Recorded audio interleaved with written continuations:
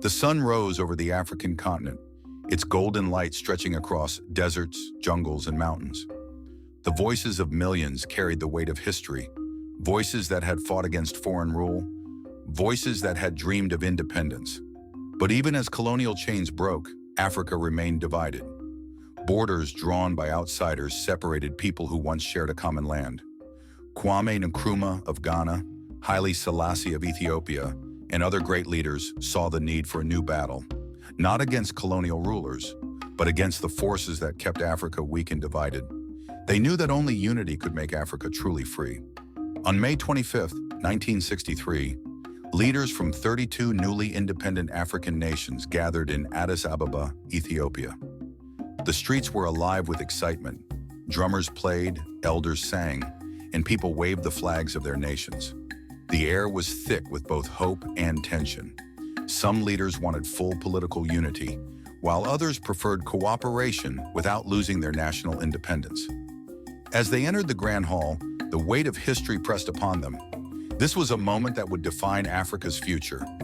Nkrumah stood before the assembly. His voice was strong, his words electrifying. "We must unite now, or perish," he declared. "Colonialism may be ending, but neo-colonialism is waiting. If we remain divided, we will be weak. But if we stand together, no force on earth can stop us." Some leaders nodded in agreement, but others hesitated. They feared losing their newfound sovereignty. Yet Nkrumah's words planted a seed, one that would grow over time. Emperor Haile Selassie, host of the conference, understood both sides. He was a symbol of African pride, ruling Ethiopia, one of the only nations never fully colonized. He spoke softly but firmly. "Let us not argue about the path, but agree on the destination. Africa must stand together, even if our methods differ.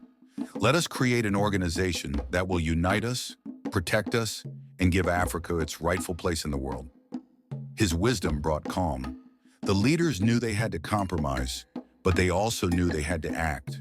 After days of debate, the leaders signed the Charter of the Organization of African Unity, OAU. It was not a full union, but it was a start. The OAU would fight against colonialism, defend the sovereignty of African nations, and promote unity in culture, economy, and politics. The room erupted in applause. The dream had begun. As celebrations filled the streets of Addis Ababa, the leaders knew their journey had just begun.